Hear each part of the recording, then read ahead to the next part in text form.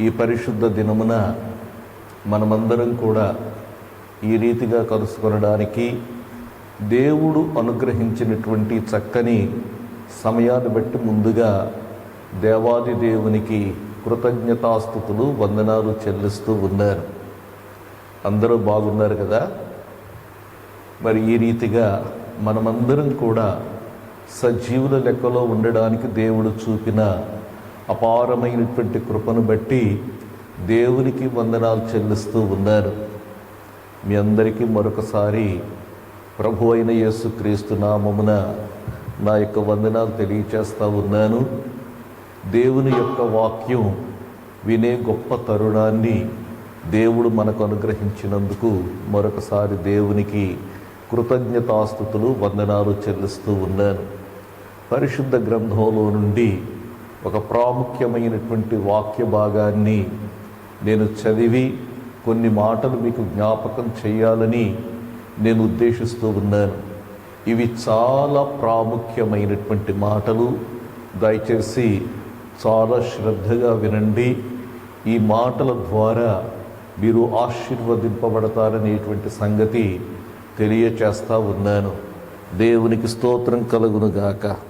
పరిశుద్ధ గ్రంథం నుండి ఇర్మియా గ్రంథం, పరిశుద్ధ గ్రంథం నుండి ఇర్మియా గ్రంథం 39వ అధ్యాయములో వ్రాయబడినటువంటి ఒక మాటను మీ దృష్టికి తెస్తాను. నేను 39వ అధ్యాయం 18వ వచనం, నీవు నన్ను నమ్ముకొంటివి గనుక నిశ్చయముగా నేను నిన్ను తప్పించెదను. నీవు ఖడ్గము చేత పడవు, దోపుడు సొమ్ము దక్కించుకొనున్నట్లు నీ ప్రాణమును నీవు దక్కించుకొందువు. ఇదే యెహోవా వాక్కు. ప్రియమైనటువంటి సోదరి సోదరుడా, ఈ మాటలు దేవుని యొక్క మాటలు, బైబిల్లో వ్రాయబడినటువంటి మాటలు.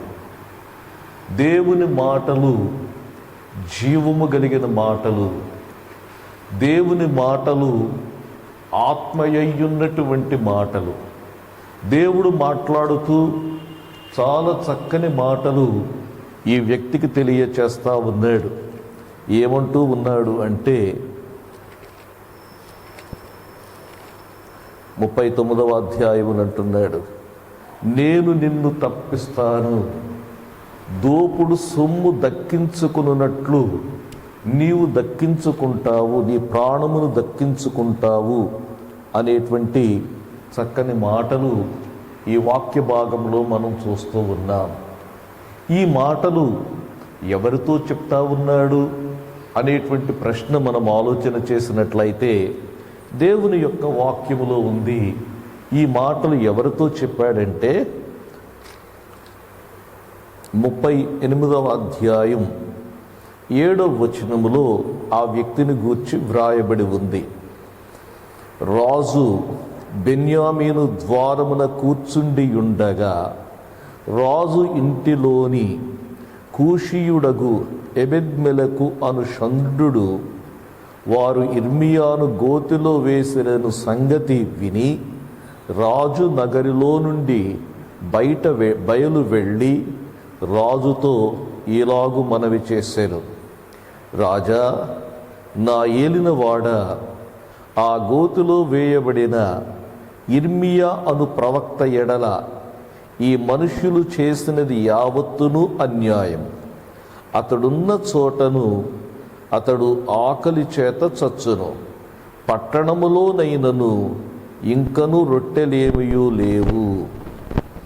ప్రియులారా, ఈ చదవబడినటువంటి వాక్య భాగములో ఎవరితో దేవుడు ఈ మాటలు మాట్లాడాడో ఆ వ్యక్తిని గూర్చి మనం చదువుతున్నాం. ఆ వ్యక్తి పేరు ఎబెద్మెలెకు. ఈ ఎబెద్మెలెకును గూర్చి వ్రాయబడిన మాట ఏంటంటే ఇతడు కూషీయుడు అనేటువంటి మాట మనం చూస్తున్నాం. కూషీయుడు అనగా ఇథియోపియా దేశమునకు చెందినవాడు అని మనం అర్థం చేసుకోవాలి. ఇశ్రాయేలీయుడు కాదు, అన్యుడైనటువంటి వ్యక్తి. ఈ అన్యుడైనటువంటి వ్యక్తిని గూర్చి దేవుడు మాట్లాడుతూ ఉన్నాడు. ఈ అన్యుడైనటువంటి వ్యక్తి ప్రవక్త అయిన ఇర్మియా పక్షంగా రాజుకు మనవి చేసినటువంటి వానిగా ఉన్నట్లుగా మనం చూస్తూ ఉన్నాం. కాబట్టి ఈ యొక్క వ్యక్తిని గూర్చి దేవుడు మాట్లాడుతూ అంటూ ఉన్నాడు, ఇర్మియాను గూర్చి రాజునకు మనవి చేయడానికి గల కారణం ఏంటంటే, ఈ వ్యక్తి దేవుడైనటువంటి యెహోవాను నమ్ముకున్నటువంటి వ్యక్తిగా ఉన్నట్లుగా మనం చూస్తున్నాం.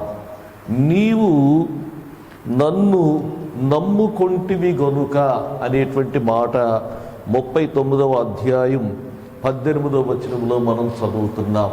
ఎబెద్మెలెకు అన్యుడైనప్పటికీ, ఇశ్రాయేలు ప్రజలలో చేరి ఉండని వాడైనప్పటికీ కూడా దేవునిని నమ్మిన వానిగా, ఇశ్రాయేలు దేవుని నమ్మిన వానిగా ఉన్నట్లుగా మనము చూస్తూ ఉన్నాం. దేవుని యందలి విశ్వాసమే ఒక మంచి పని చేయడానికి అతనిని ప్రేరేపించింది అనేటువంటి మాట ఇక్కడ మనం గమనించాలి. నీవు దేవుని నమ్ముకున్నావు, నన్ను నమ్ముకున్నావు. ప్రియమైనటువంటి సోదరి సోదరుడా, ఈ వ్యక్తి ఎలాగైతే దేవుని యందు నమ్మిక ఉంచాడో మనము కూడా దేవుని యందు నమ్మిక ఉంచవలసిన వారిగా ఉన్నాము అనేటువంటి మాటను తెలియచేస్తా ఉన్నాను. ఎలాగు నమ్మాలి అనేటువంటి ప్రశ్న మనం ఆలోచిస్తే దేవుని యొక్క వాక్యములో నుండి కొన్ని మాటలు జ్ఞాపకం చేస్తాను. ఈ మాటలు జాగ్రత్తగా వినండి. హెబ్రీయులకు రాసిన పత్రికలో ఈ మాట గమనిస్తాం. 11వ అధ్యాయం 6వ వచనం, విశ్వాసము లేకుండా దేవునికి ఇష్టుడైయుండుట అసాధ్యము. దేవుని యొద్దకు వచ్చువాడు ఆయన ఉన్నాడనియు, తన్ను వెదకు వారికి ఫలము దయచేయువాడనియు నమ్మవలెను కదా. దేవునిని ఏమని నమ్మాలి అని మనం ఆలోచిస్తే, దేవుడు ఉన్నాడని నమ్మాలి. దేవుడు ఉన్నాడని నమ్మాలి. దేవుని ఉనికిని నమ్మడం కాదు, కానీ దేవుడు మనతో ఉండే దేవుడని నమ్మాలి అనేటువంటి మాట మీకు జ్ఞాపకం చేస్తా ఉన్నాను. దేవుడు ఉన్నాడని నమ్మాలి. దేవుని యొక్క ఉనికిని గూర్చి చాలామంది నమ్ముతారు. ప్రతి మతమునకు చెందిన వారు కూడా దేవుని యొక్క ఉనికిని నమ్ముతారు. చివరకు దయ్యాలు కూడా దేవుని యొక్క ఉనికిని నమ్ముతాయి. దేవుని ఉనికిని నమ్మడం గొప్ప సంగతి కాదు, కానీ దేవుడు మనతో ఉన్నాడు అనేటువంటి సంగతిని నమ్మడం చాలా ప్రాముఖ్యం. మరి దేవుడైనటువంటి యెహోవా మోషేకు ప్రత్యక్షమైనప్పుడు మోషే అడుగుతాడు, నీ పేరేమిటి? అప్పుడు దేవుడు అన్నాడు, నేను ఉన్నాను అన్నవాడను. నేను ఉన్నాను. ఎప్పుడున్నాడు ఈ దేవుడు అని మనం ఆలోచిస్తే, నిన్న ఉన్నాడు, నేడు ఉన్నాడు, నిరంతరము ఉన్నాడు. ఆయన లేని సమయమంటూ లేదు. సమస్తమును ఆయన మూలముగా కలిగాయి. సృష్టికి ముందు నుండి ఉన్నటువంటి వాడు, కాలము ప్రారంభము కాకమునుపు నుండి ఉన్నటువంటి వాడు, నిత్యత్వము నుండి ఉన్నటువంటి వాడు, ఉన్నవాడు. ఈ ఉన్నవాడే ఏమయ్యాడంటే ప్రత్యక్షమయ్యాడు. ఈ ఉన్నవాడు ఎవరు అని మనం ఆలోచిస్తే, ప్రభువైన యేసుక్రీస్తును గూర్చి ఒక మాట వ్రాయబడి ఉంది. యేసుక్రీస్తు నిన్న నేడు ఏకరీతిగా ఉన్నాడు. నేను ఉన్నాను అని చెప్పినటువంటి దేవుడే ప్రభువైన యేసుక్రీస్తుగా ఈ లోకములో నరావతారిగా ఉద్భవించాడు. ఇది నమ్మాలి. నీవు నన్ను నమ్ముకున్నావు. ఇది నమ్మినటువంటి వారు, ఇది నమ్ముట వలన దేవునికి ఇష్టలుగా ఉండగలమనేటువంటి మాటను జ్ఞాపకం చేస్తున్నాను. విశ్వాసము లేకుండా దేవునికి ఇష్టుడయ్యుండుట అసాధ్యము. దేవునికి ఇష్టలుగా ఉండాలంటే దేవుని యొక్క ఉనికిని నమ్మడం కాదు, కానీ దేవుడు మనతో ఉండడానికి వచ్చిన దేవుడని నమ్మాలి. మనతో ఉండడానికి వచ్చినటువంటి దేవుడు. ఇదిగో కన్యక గర్భవతి అయి కుమారుని కనును, ఆయనకు ఇమ్మానుయేలు అను పేరు పెట్టుదురు. ఇమ్మానుయేలు అనగా మనతో ఉండే దేవుడు, మనతో ఉండడానికి వచ్చిన దేవుడు. ఇక్కడ మనం చూస్తున్నాం, ఇది నమ్మాలి. నీవు నన్ను నమ్ముకొంటివి. విశ్వాసము లేకుండా దేవునికి ఇష్టుడయ్యుండుట అసాధ్యము. దేవుని యొద్దకు వచ్చువాడు ఆయన ఉన్నాడు. ఆయన ఎప్పుడుంటాడో తెలుసా? ఆయన ప్రతి సమయము కూడా ఇదిగో నేను ఉన్నాను అని నీతో చెప్పేటువంటి దేవుడు. నీవు శ్రమల గుండా వెళుతున్నావా? నేను నీతో కూడా ఉన్నాను. జలములలో బడి దాటి వెళుతున్నావా? ఇదిగో నేను నీతో ఉన్నాను. గాఢాంధకారపు లోయల గుండా వెళుతున్నావా? ఇదిగో నేను నీతో ఉన్నాను అని చెప్పిన దేవుడు. ఈయనను మనము విశ్వసించాలి, నమ్మాలి అనేటువంటి మాటను తెలియచేస్తా ఉన్నాను. ఎబెద్మెలెకు నీవు నన్ను నమ్ముకొంటివి అని ఈ దేవుడు అతనితో మాట్లాడుతున్నాడు. దేవుడు ఉన్నాడని నమ్మాలి అనేటువంటి మాట జ్ఞాపకం చేస్తున్నాను. ఉన్నాను అని చెప్పిన దేవుడు ప్రభువైన యేసుక్రీస్తుగా ఈ లోకములో ఉద్భవించాడు.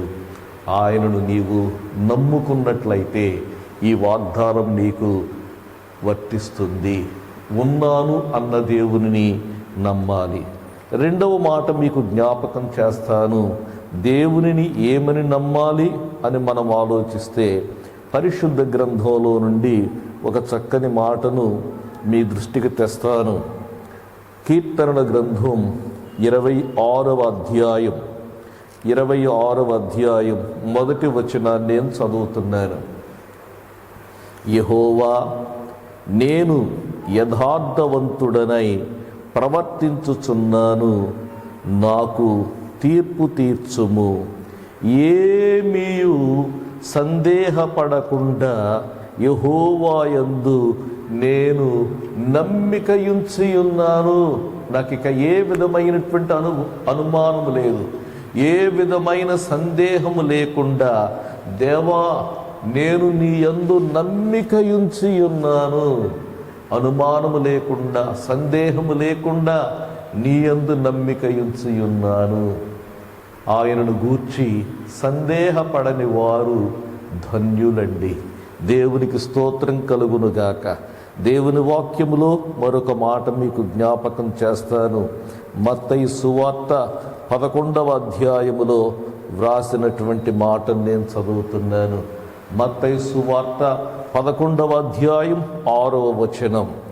మరియు నా విషయమై అభ్యంతరపడని వాడు ధన్యుడు అని ఉత్తరమిచ్చెను. నా విషయంలో ఎవరైతే అభ్యంతర పడకుండా ఉంటారో వారు ధన్యులు. ఏమాత్రము సందేహము లేకుండా నా యందు విశ్వాసం ఉంచుతారో వారు ధన్యులు అని ప్రభు అయినటువంటి యేసయ్య చెప్పినట్లుగా మనం చూస్తూ ఉన్నాం.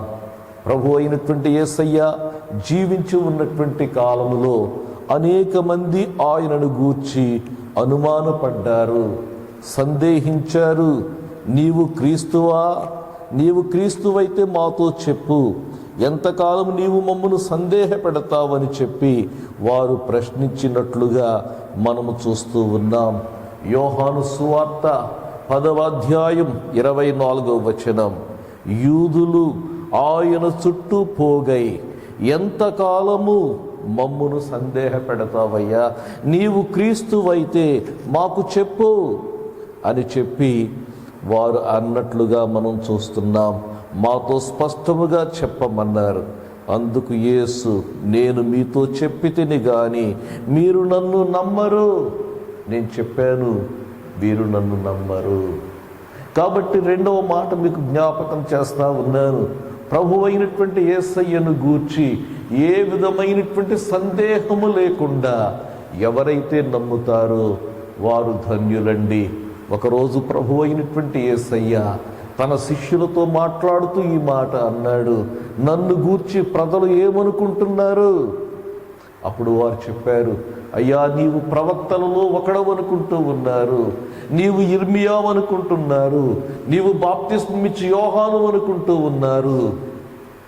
అప్పుడు పేతురు ఒక మాట అంటాడు, నీవు సజీవుడైన దేవుని కుమారుడవైన క్రీస్తువు. అప్పుడు యేసు పేతురుతో అంటూ ఉన్నాడు, సీమోను బర్యోనా నీవు ధన్యుడవు. ఈ సంగతి మనుష్యులెవ్వరూ కూడా నీకు బయలుపరచలేదు, కానీ పరలోకమందున్నటువంటి తండ్రి నన్ను గూర్చినటువంటి సత్యాన్ని నీకు బయలుపరిచాడు. ఇదే సత్యాన్ని మీకు తెలియచేస్తా ఉన్నాను. ఏమీ సందేహపడకుండా ప్రభు అయినటువంటి యేసయ్య క్రీస్తు అని మీరు నమ్మగలరా? ఎవరైతే నమ్మారో వారు ధన్యులు. ఆయనే సాక్షాత్తు దేవాది దేవుడు, మానవ స్వరూపములో ఈ లోకానికి వచ్చినటువంటి దేవుడు. దేవునికి స్తోత్రం కలుగునుగాక. ఏమీ సందేహపడకుండా నీ యందు నేను నమ్మికయుంచున్నాను. దేవునికి స్తోత్రం కలుగునుగాక. ఆయన ఉన్నాడు అని నమ్మాలి. రెండవది, సందేహపడకుండా మనం ఆయనను గూర్చి నమ్మిక కలిగినటువంటి వారిగా ఉండాలి. మరొక మాట జ్ఞాపకం చేస్తాను. మూడవదిగా ఏమని నమ్మాలి అని మనం ప్రశ్నించుకున్నట్లయితే హృదయపూర్వకముగా నమ్మాలండి. కీర్తనల గ్రంథం 28వ అధ్యాయం 7వ వచనాన్ని నేను చదువుతున్నాను. 28వ కీర్తన 7వ వచనం, నా యెహోవా నా ఆశ్రయము, నా కేడెము, నా హృదయము ఆయన యందు నమ్మికయుంచెను గనుక నాకు సహాయము కలిగెను. నా నమ్మకం జ్ఞానయుక్తమైనటువంటి నమ్మకం కాదు. నా నమ్మకం హృదయపూర్వకమైనటువంటి నమ్మకం. నా హృదయంతో నేను నమ్ముతూ ఉన్నాను. నా హృదయంతో నేను నమ్ముతున్నాను. హృదయపూర్వకముగా నమ్ముతున్నాను. నా పూర్ణ హృదయముతో నేను నమ్ముతున్నాను. నా హృదయము యెహోవా యందు నమ్మికయుంచెను అనేటువంటి మాట ఇక్కడ కీర్తనకారుడు మాట్లాడుతూ ఉన్నట్లుగా మనం చూస్తూ ఉన్నాం. హృదయపూర్వకముగా నమ్మాలి. చాలాసార్లు మనము ఆయనను గూర్చిన సంగతులు జ్ఞానయుక్తముగా ఎరుగుదుము. ఆయనను గూర్చినటువంటి సంగతులు జ్ఞానయుక్తంగా నేర్చుకున్న రీతిగా మనం ఎరుగుదుము. కానీ హృదయపూర్వకముగా నమ్మిక ఉంచామా? ఇది నా ప్రశ్న. ఇక్కడ ఎబెద్మెలకుతో దేవుడు అంటూ ఉన్నాడు, నీవు నన్ను నమ్ముకున్నా. హృదయపూర్వకముగా నమ్మాడు. 4వ సంగతి జ్ఞాపకం చేస్తాను. 4వ సంగతి యెషయా గ్రంథం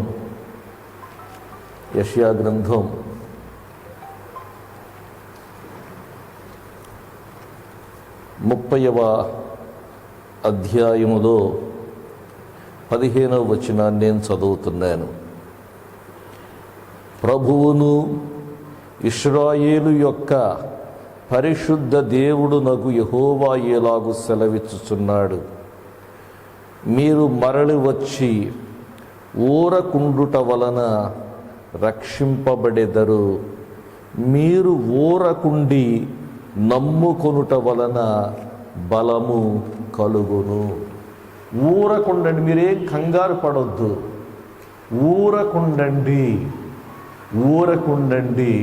నమ్ముకొనండి.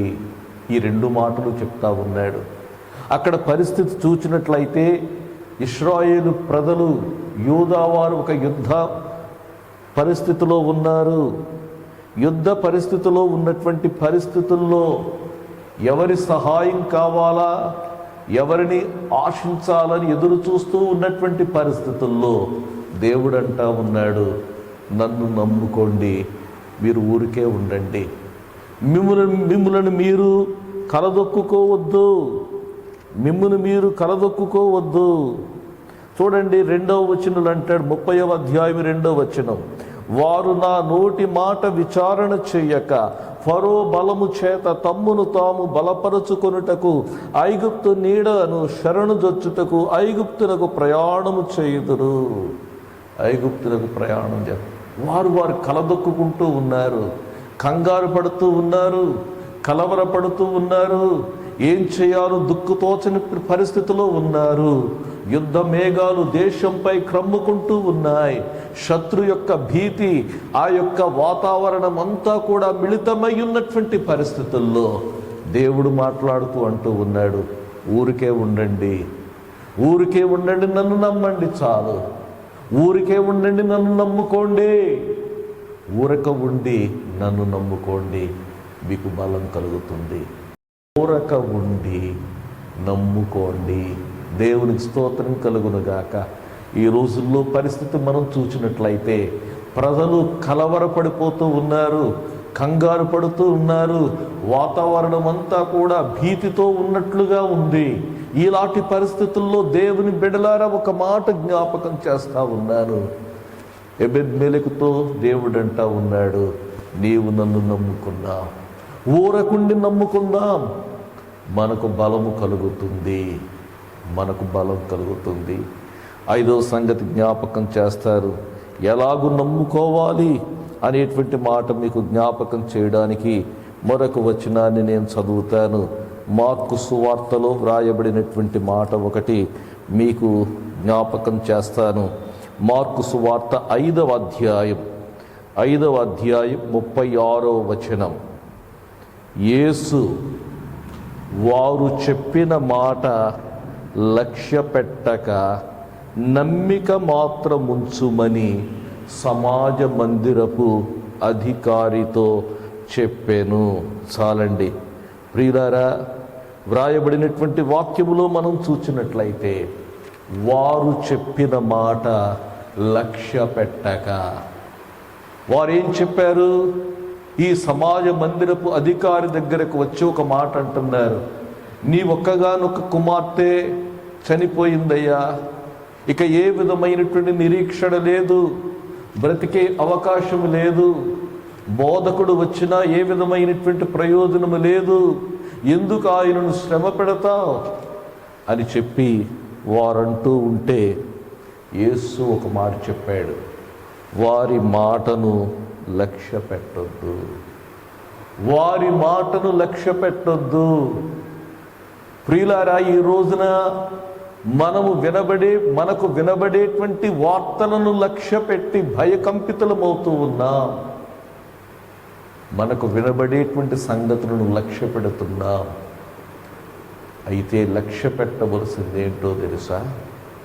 దేవుని యొక్క మాటను మనం లక్ష్య పెట్టాలనేటువంటి సంగతి తెలియచేస్తా ఉన్నాను. నా మాటను లక్ష్య పెట్టు, నమ్మిక మాత్రము ఉంచుము అని చెప్పి ప్రభు అయినటువంటి యేసయ్య తెలియచేసినట్లుగా మనం చూస్తూ ఉన్నాం. మనుష్యులు చెప్పే మాటలను మనం లక్ష్య పెట్టొద్దు, కానీ దేవుని మాటలపై మనము నమ్మిక ఉంచుదాం.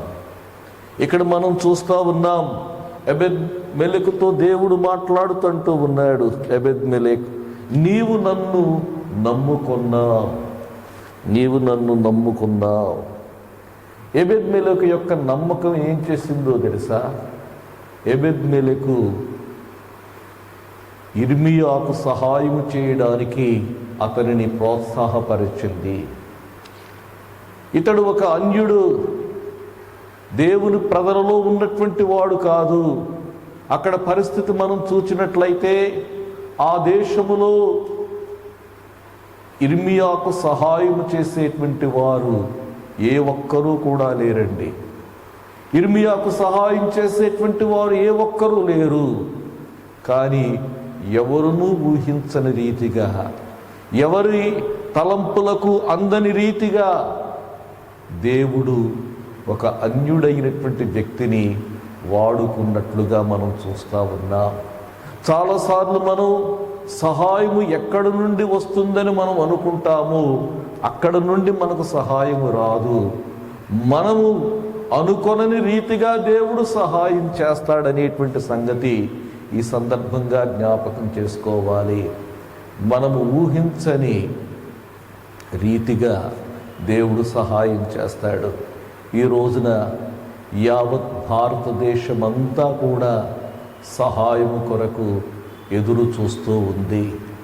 యావత్ భారతదేశంలో ఉన్నటువంటి ప్రధానికమంతా కూడా సహాయం కొరకు ఎదురు చూస్తూ ఉంది.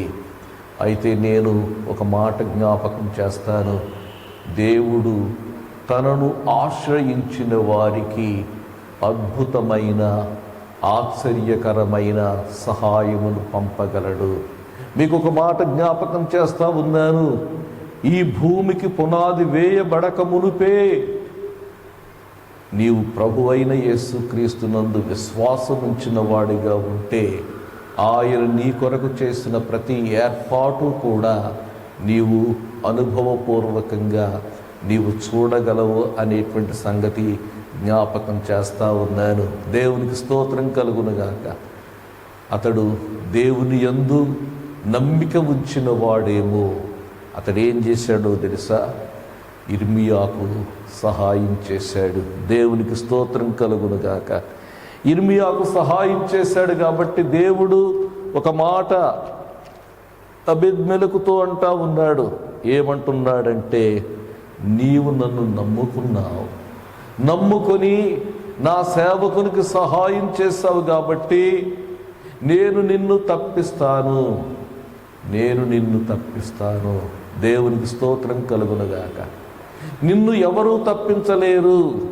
రాబోయేటువంటి కీడు నుండి నేను నిన్ను తప్పిస్తాను. ఈ పట్టణం కాల్చబడబోతుంది, ఈ పట్టణం నాశనం కాబోతూ ఉంది. కాబట్టి నీవు తప్పింపబడతావు. బబులోను రాజు యొక్క వశము నుండి నీవు తప్పింపబడతావు. అగ్ని ప్రమాదము నుండి నీవు తప్పింపబడతావు. నీవు నన్ను నమ్ముకున్నావు కనుక నిశ్చయముగా నేను నిన్ను తప్పిస్తాను. దేవునికి స్తోత్రం కలుగునుగాక. హల్లెలూయా. ప్రియులారా, మనం ఆయనను నమ్ముకున్నట్లయితే ఆయన మనలను దేని నుండి తప్పిస్తాడో కొన్ని మాటలు మీ దృష్టికి తెస్తాను నేను. దేవుని యొక్క వాక్యములో నుండి మనం చూచినట్లయితే ఒక మాట జ్ఞాపకం చేస్తాను నేను. దేవునికి స్తోత్రం కలుగునుగాక. 34వ కీర్తన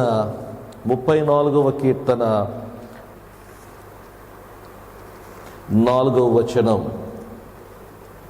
నేను యెహోవా యొద్ద విచారణ చేయగా ఆయన నాకు ఉత్తరమిచ్చెను. నాకు కలిగిన భయములన్నిటిలో నుండి ఆయన నన్ను తప్పించెను. నీవు నన్ను నమ్ముకున్నావు కాబట్టి నిశ్చయముగా నేను నిన్ను తప్పిస్తాను. దేని నుండి తప్పిస్తాడంటే నీకు కలిగిన భయములన్నిటిలో నుండి నిన్ను తప్పిస్తాడు.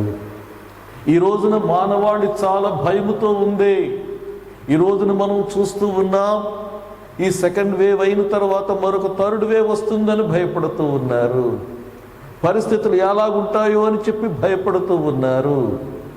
అయితే దేవుడు సెలవిస్తూ ఉన్నాడు, నీకు కలిగిన భయములన్నిటిలో నుండి ఆయన నిన్ను తప్పించేవాడు అనేటువంటి మాటను ఈ సందర్భంగా జ్ఞాపకం చేస్తూ ఉన్నాను.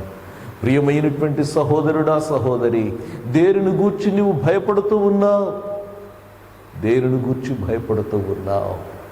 నీకు కలిగిన భయములన్నిటిలో నుండి కూడా ఆయన నిన్ను తప్పించువాడయ్యుంటూ ఉన్నాడు అనేటువంటి సంగతి నీకు తెలియచేస్తా ఉన్నాను.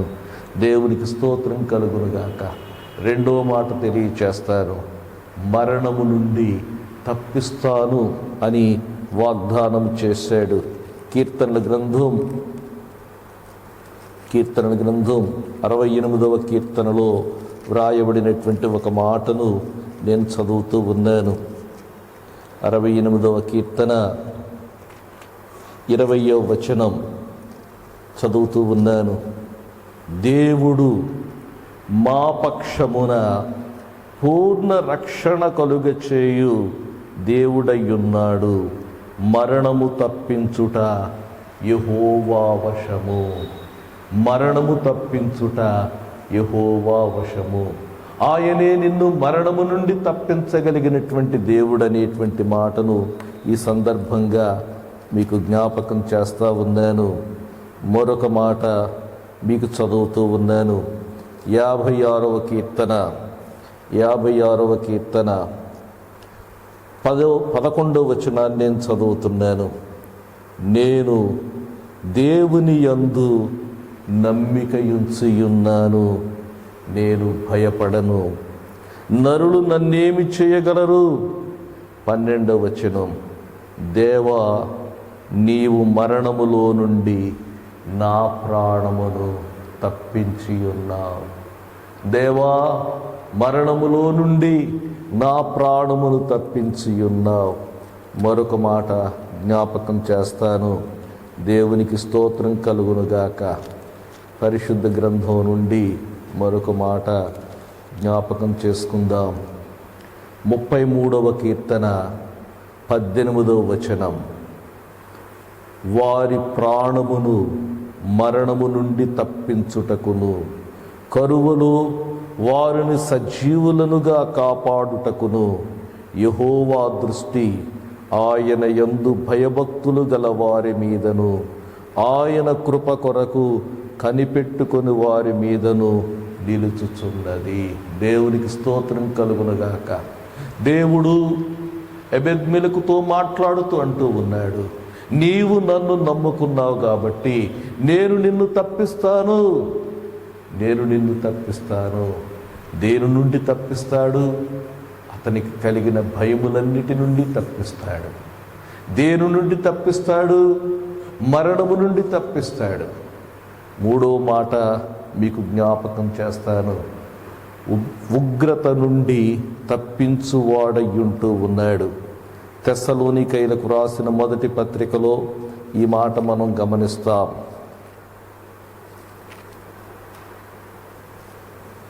తెస్సలోనికైలకు రాసిన పత్రిక మొదటి పత్రిక 1వ అధ్యాయం 9వ వచనం, మీ యొద్ద మాకెట్టి ప్రవేశము కలిగెనో అక్కడి జనులు మమ్మను గూర్చి తెలియచెప్పుచున్నారు. మరియు మీరు విగ్రహములను విడిచిపెట్టి జీవము గలవాడును సత్యవంతుడునగు దేవునికి దాసులగుటకును, దేవుడు మృతులలో నుండి లేపిన యేసు అనగా రాబోవు ఉగ్రత నుండి మనలను తప్పించుచున్న ఆయన కుమారుడైన యేసు. రాబోవు ఉగ్రత నుండి ఎవరు తప్పించగలరు అని మనం ఆలోచిస్తే ప్రభు అయినటువంటి యేసయ్య తప్పిస్తాడు. మనం ఆయనను నమ్ముకున్నట్లయితే రాబోవు ఉగ్రత నుండి ఆయన మనలను తప్పించువాడై ఉన్నాడని దేవుని వాక్యం సెలవిస్తూ ఉంది. ఈ ఉగ్రత నుండి మనలను ఎవ్వరూ తప్పించలేరు. జెఫన్యా గ్రంథంలో ఈ మాట మనం చదువుతాం. జెఫన్యా గ్రంథం 1వ అధ్యాయం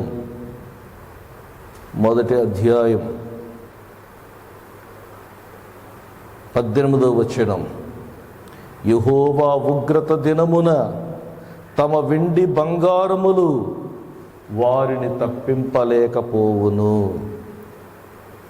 కోపాగ్ని చేత భూమి అంతయు దహింపబడును. హఠాత్తుగా ఆయన భూనివాసులనందరినీ సర్వనాశనము చేయబోతూ ఉన్నాడు. ఈ రాబో ఉగ్రత నుండి నీవు తప్పింపబడాలనుకుంటున్నావా? నీవు తప్పింపబడాలనుకున్నట్లయితే నీవు ఆయనను నమ్ముకో. తెస్సలోనికలో ఉన్నటువంటి ప్రజలు సువార్తను విని విగ్రహములను విడిచిపెట్టారు, జీవము గల దేవుని వైపునకు మళ్ళుకున్నారు, ఆయనకు దాసులవ్వడానికి ఇష్టపడ్డారు. రాబో ఉగ్రత నుండి ఆయన మాత్రమే వారిని తప్పించగలడు. దేవునికి స్తోత్రం కలుగునుగాక. ఆయన ఇంకా దేని నుండి తప్పిస్తాడు అని మనం ఆలోచిస్తే 4వ సంగతి మీకు జ్ఞాపకం చేస్తాను.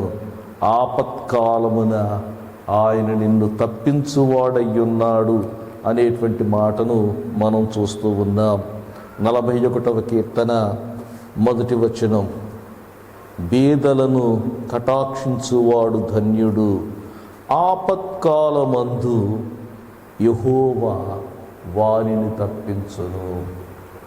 ఆపత్కాలమందు యెహోవా వానిని తప్పించును. ఇక్కడ మనం చూస్తూ ఉన్నాం. ఏమిటి ఆపత్కాలము అని మనం ఆలోచిస్తే ఇక్కడ ఆపత్కాలం ఏంటో తెలుసా? రోగశయ్య మీద ఉన్నప్పుడు నిన్ను తప్పిస్తాడు, రోగము కలుగగా నిన్ను స్వస్థపరుస్తాడు, రోగము నుండి నిన్ను తప్పిస్తాడు అనేటువంటి మాటలు ఈ వాక్యములో మనము గమనిస్తూ ఉన్నాం. దేవునికి స్తోత్రం కలుగునుగాక. హల్లెలూయా. ఈ వాక్యములో మనం గమనిస్తూ ఉన్నాం. ఎబెద్మెలకుతో దేవుడు మాట్లాడుతూ అంటూ ఉన్నాడు, నీవు నన్ను నమ్ముకున్నావు, నేను నిన్ను తప్పిస్తాను. ఇంకా ఏం చెప్తున్నాడో చూద్దాం. 3వ మాట, నీవు ఖడ్గము చేత పడవు. 3వ మాట అంటూ నీవు ఖడ్గము చేత పడవు. ఈ ఖడ్గము చేత పడవు అనేటువంటి మాటను గూర్చి కొన్ని సంగతులు మీకు జ్ఞాపకం చేస్తాను. అక్కడ యుద్ధం రాబోతూ ఉంది. యుద్ధంలో ఖడ్గమును ఉపయోగిస్తారు. యుద్ధములో ఖడ్గమును ఉపయోగించి శత్రు సైన్యాలను హతమారుస్తారు. అలాంటి పరిస్థితుల్లో ఖడ్గము చేత నీవు కూలిపోకుండా నేను నిన్ను కాపాడుతాను అని దేవుడు సెలవిస్తూ ఉన్నాడు. దీనికి మరొక అర్థం కూడా నేను చెప్తాను. ప్రియులారా, చాలా సందర్భాల్లో మనకు అనారోగ్యం కలిగినప్పుడు మనము ఆపరేషన్కి వెళుతూ ఉంటాం. ఆపరేషన్కి వెళ్ళినప్పుడు వారు ఏం చేస్తారో తెలుసు, డాక్టర్స్ ఏం చేస్తారంటే కత్తి తీసుకుంటారు, మన శరీరమును కోసి మనకు ఆపరేషన్ చేస్తారు. అయితే నేను ఒక మాట చెప్తా ఉన్నాను. నీవు గనక ఆయనను నమ్ముకున్నట్లయితే, నీవు ఆయనను నమ్ముకుంటే ఆయన నిన్ను తప్పిస్తాడు. ఖడ్గము నీ ఒంటి మీదికి రాకుండా ఆయన నిన్ను తప్పించేవాడై ఉంటూ ఉన్నాడు. నా జీవితంలో జరిగినటువంటి ఒక సంగతి నేను మీకు జ్ఞాపకం చేస్తాను. నా జీవితంలో జరిగినటువంటి సంగతి ఏంటంటే, చాలా సంవత్సరాల క్రితం నాకు కిడ్నీలో స్టోన్స్ ఉన్నాయి. ఆ స్టోన్స్ బయటకు వెళ్ళడం లేదు. డాక్టర్స్ అడ్వైజ్ ఏంటంటే ఆపరేషన్కి వెళ్ళాలి. ఆపరేషన్కు ముందు ఆ స్టోన్స్ని పాస్ అవుట్ చేయడానికి ఇవ్వవలసిన మెడిసిన్ అంతా ఇచ్చారు. అవి ఎక్కడా వెళ్ళలేదు. డాక్టర్ గారు చెప్పింది ఏంటంటే, నీవు తప్పనిసరిగా ఆపరేషన్ చేయించుకోవాలన్నారు. అయితే నేను చెప్పాను, ఆపరేషన్ అవసరమైతే చేయండి అని చెప్పాను. నేను ఆపరేషన్కు తేదీ సిద్ధం చేశారు. ఆ రోజు ఉదయం 5 గంటలకే నేను ఆపరేషన్ థియేటర్లోకి వెళ్ళాను. నేను ఆపరేషన్ థియేటర్లోకి వెళ్ళిన తర్వాత డాక్టర్ గారు అన్ని సిద్ధం చేశారు. దానికి కావలసినటువంటి కత్తులు ఇవన్నీ కూడా సిద్ధం చేసి నా దగ్గరకు వచ్చారు. వచ్చి ఒక మాట అన్నారు, ఎందుకైనా మంచిది మరొకసారి నీ ఎక్స్రే రిపోర్ట్ చూస్తానన్నారు. చూడండి అన్నాను. చూసి ఆయన చెప్పిన మాట ఏంటంటే, నీకు ఆపరేషన్ అక్కర్లేదు, నువ్వు వెళ్ళిపోవచ్చు అన్నారు. దేవునికి మహిమ కలుగునుగాక. నేను ఆ రోజు నుండి నేను నమ్మేది ఏంటో తెలుసా? ఈ ఖడ్గము ఈ శరీరం మీద రాకుండా దేవుడు తప్పించేవాడు, కాపాడేవాడు. ఈ దేహము దేని కొరకో తెలుసా? దేవునిని మహిమపరచుట కొరకు. దేవునికి స్తోత్రం కలుగునుగాక. హల్లెలూయా. ఇది దేవుని యొక్క ఆలయము అనేటువంటి సంగతి మనము గమనించాలి. ఇక్కడ ఎబెద్మెలకుతో దేవుడు అంటా ఉన్నాడు, నీవు ఖడ్గము చేత పడవు. అంటే తప్పించుకుంటావు, ఖడ్గము చేత నీవు పడిపోవు అనేటువంటి మాట తెలియచేస్తా ఉన్నాడు. 4వ మాట, దోపుడు సొమ్ము దక్కించుకొనున్నట్లు నీ ప్రాణమును నీవు దక్కించుకొందువు. దోపుడు సొమ్ము దక్కించుకొనున్నట్లు నీ ప్రాణమును నీవు దక్కించుకొందువు. దేవునికి స్తోత్రం కలుగునుగాక. అవును ప్రియులారా, ప్రాణమును కాపాడేటువంటి వాడు ప్రభు అయినటువంటి దేవుడే. యేసుక్రీస్తు ప్రభువే నీ ప్రాణమును కాపాడేటువంటి దేవుడై ఉంటూ ఉన్నాడు. దేవుని యొక్క వాక్యములో వ్రాయబడి ఉంది, ఆయన నీ ప్రాణమును కాపాడువాడు. దేవునికి స్తోత్రం కలుగునుగాక. గాఢాంధకారము లోయలలో నేను సంచరించినా కూడా నీవు నాకు తోడై ఉంటావు, నన్ను కాపాడేటువంటి వానిగా ఉంటావు. ఏబెద్మెలకు చేసిన పని ఒక్కసారి మీకు జ్ఞాపకం చేస్తాను. ఏబెద్మెలకు చేసిన పని ఏంటో తెలుసా? ఒక దైవ సేవకునికి, ఒక ప్రవక్తకు సహాయం చేశాడంతే. ఒక ప్రవక్తకు సహాయం చేశాడేమో. దేవుడు ఏం చేశాడంటే అద్భుతంగా ఏబెద్మెలకును యుద్ధములో కాపాడాడు, ఖడ్గము పడకుండా కాపాడాడు, అతడు ప్రాణం కోల్పోకుండా కాపాడాడు. దోపుడు సొమ్ము దక్కించుకొనున్నట్లు తన ప్రాణమును దక్కించుకునేటట్లుగా దేవుడు తప్పించాడు, సహాయం చేశాడు. నేను ఒక మాట జ్ఞాపకం చేస్తా ఉన్నాను. మనము చేసేటువంటి సహాయము ఎప్పుడూ కూడా ఊరికే పోదండి. దేవునికి స్తోత్రం కలుగునుగాక. హల్లెలూయా.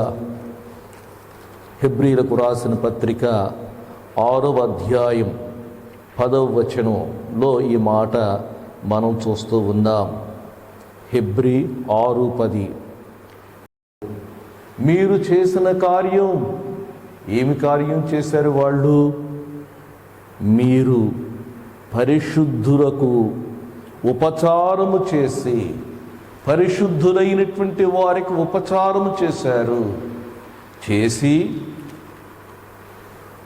ఇంకను ఉపచారము చేయుచుండుట చేత తన నామమును బట్టి చూపిన ప్రేమ. మీరు పరిశుద్ధులకు ఉపచారం చేయడానికి గల కారణం ఏంటో తెలుసా? మీరు దేవుని యొక్క నామమును బట్టి చేశారు. దేవుని యొక్క నామమును బట్టి చేశారు కాబట్టి చూపిన ప్రేమను మరచుటకు దేవుడు అన్యాయస్తుడు కాదు. దేవుడు మీరు చేసిన దానికి దేవుడు తప్పనిసరిగా న్యాయం చేస్తాడు. ఆయన అన్యాయస్తుడు కాదు. ఎబెద్మెలకు దేవుని నమ్ముకున్నాడు. ఆయన నామమును బట్టి పరిశుద్ధుడైనటువంటి ఇర్మియాకు ఉపచారం చేశాడు. ఇర్మియాకు మేలు చేశాడేమో. దేవుడు అతనికి గొప్ప ప్రతిఫలాన్ని ఇచ్చినట్లుగా మనము చూస్తూ ఉన్నాం. మత్తయి సువార్త 10వ అధ్యాయములో ఈ మాట మనం చదువుతున్నాం. 10వ అధ్యాయం 41వ వచనం. ప్రవక్త అని ప్రవక్తను చేర్చుకొనువాడు ప్రవక్త ఫలము పొందును, నీతిమంతుడని నీతిమంతుని చేర్చుకునివాడు నీతిమంతుని ఫలము పొందును. 42వ వచనం.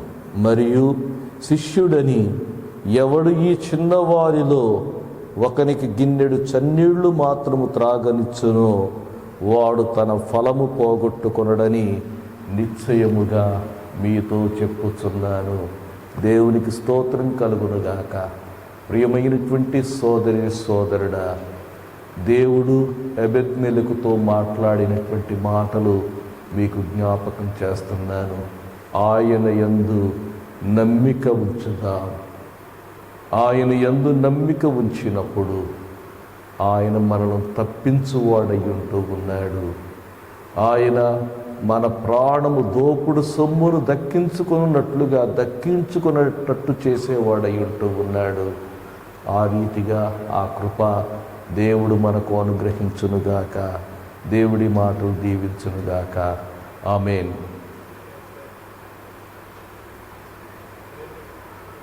ప్రభువా, మీకు వందనాలు, స్తుతులు, స్తోత్రాలు చెల్లిస్తూ ఉన్నాం. మీరు అనుగ్రహించిన ఈ చక్కని సమయాన్ని బట్టి మరొకసారి మీకు వందనాలు చెల్లిస్తూ ఉన్నాం. అవును ప్రభువా, నైనా మేము మిమ్మలను నమ్ముకొని మేము ఇతరులకు ఉపచారము చేసినప్పుడు నాయన చేసిన దానికి మీరు ప్రతిఫలాన్నిచ్చే దేవుడు అని నీ వాక్యములో మేము చూశాం. ఈ మాటలన్నిటినీ కూడా దీవించండి, ఆశీర్వదించండి. యేసు నామమున అడుగుచున్నాను తండ్రి. ఆమేన్.